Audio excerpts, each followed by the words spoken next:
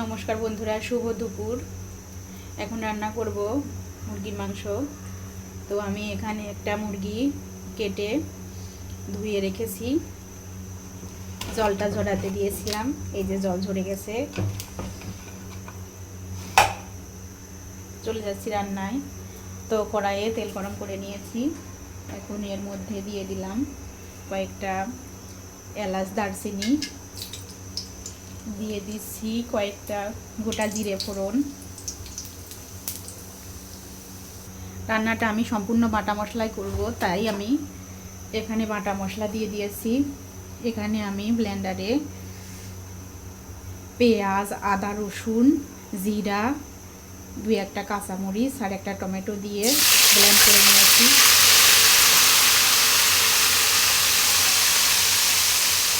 এটা দিয়ে দিলাম।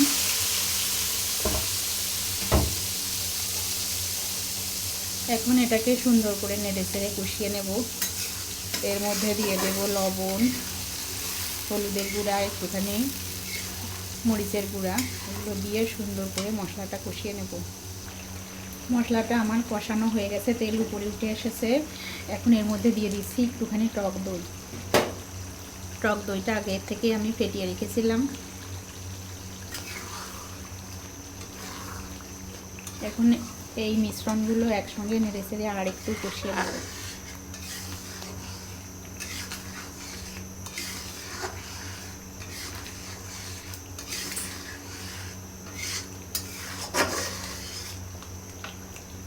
এভাবে 2 মিনিট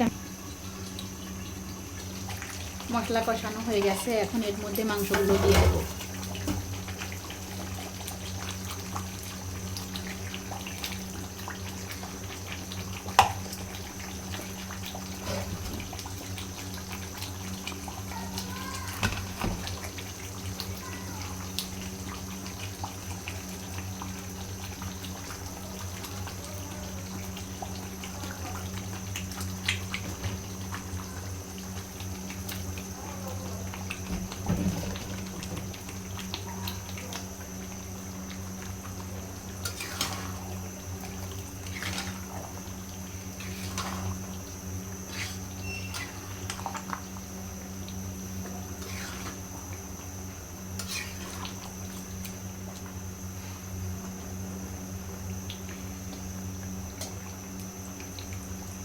এখন এটিকে আবার ঢাকনা দিয়ে ঢাকবো।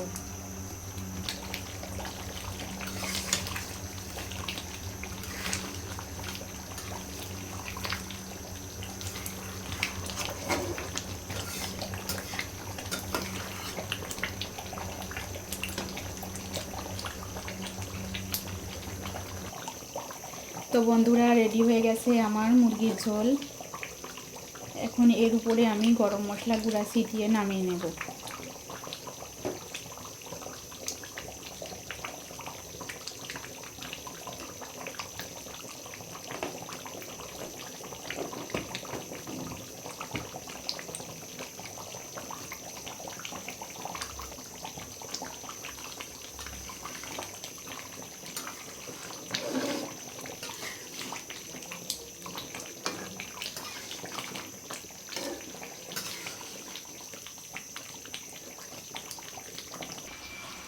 মুরগির মাংসটা আমি একবার খাওয়ার মতো নামিয়ে নিয়েছি।